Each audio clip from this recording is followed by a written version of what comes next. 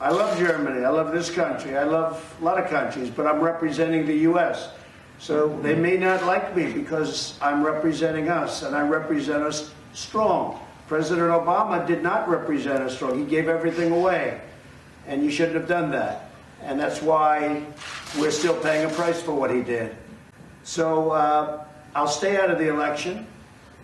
You know that I was a fan of Brexit. I called it the day before. I was opening up Turnberry.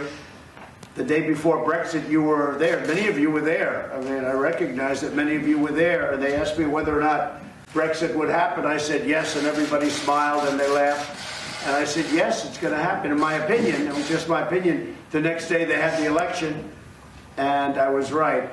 But I stay out of it. I think Boris is very capable, and I think he'll do a good job. Hello, welcome to my YouTube channel Breaking News TV. We are here again with another breaking news.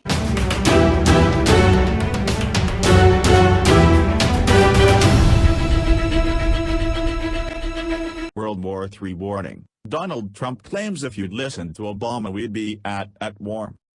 Donald Trump has sent a warning over World War III, claiming if I weren't president, we'd be in a war during his speech ahead of this week's NATO summit.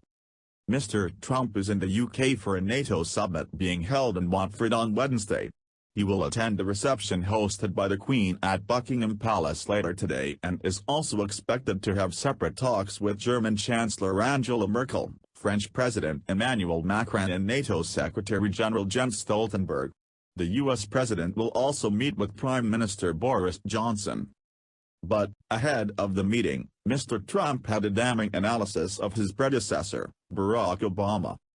Mr. Trump said this morning, we'd be in a war if it weren't for me, sick. If I weren't president, we'd be in a war, sick. If you listened to President Obama, we'd be in World War III right now. His comments come at a time of heightened tensions between the U.S. and Iran, Turkey and Russia, and as the relationship with North Korea Supremo Kim Jong-un appear to have dwindled. Mr. Trump will attend a working lunch with representatives from Estonia, Greece, Latvia, Poland, Romania, Lithuania, Bulgaria and the UK. He will also be meeting with Prime Minister Boris Johnson while in London. He said, I will be meeting with him. I have many meetings. I have meetings set up with lots of different countries. The U.S. President predicted that Boris Johnson will do well in the upcoming election on December 12th. He explained, I think Boris is very capable and I think he'll do a good job. I'm a big fan of Brexit. Labour leader Jeremy Corbyn has called for Mr. Trump to be treated with respect and politeness during his visit. Mr. Trump surprised everyone when he admitted, I can work with any prime minister, paving the way for a post-Brexit trade deal. But, while the 73-year-old says he has prevented a World War III scenario, he also fired shots at French President Emmanuel Macron over his claim that NATO was brain dead. Mr. Trump said he was very surprised at Mr. Macron's remarks. He added, Turkey responded by saying that he was brain dead, which was interesting, he told reporters.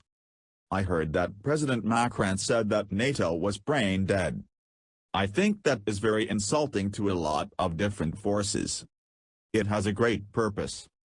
Mr. Trump said Mr. Macron was being very disrespectful to other alliance members as he attacked the French economic record. It is a very, very nasty statement. I think they have a very high unemployment rate in France. France is not doing well economically at all. It is a very tough statement to make when you have such difficulty in France when you look at what is going on with the Yellow Vests. They have had a very rough year. You just can't go around making statements like that about NATO. It is very disrespectful. Despite that, Mr. Trump then claimed the U.S. benefits the least from the international alliance.